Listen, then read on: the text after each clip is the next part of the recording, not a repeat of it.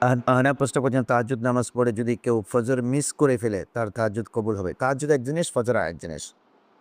তাহাজ্জুদ পড়েছেন, সেটা যদি কবুল হয় সওয়াব পাবেন। ফজর পড়েন নাই, তার জন্য আপনি গুনেহগার হবেন।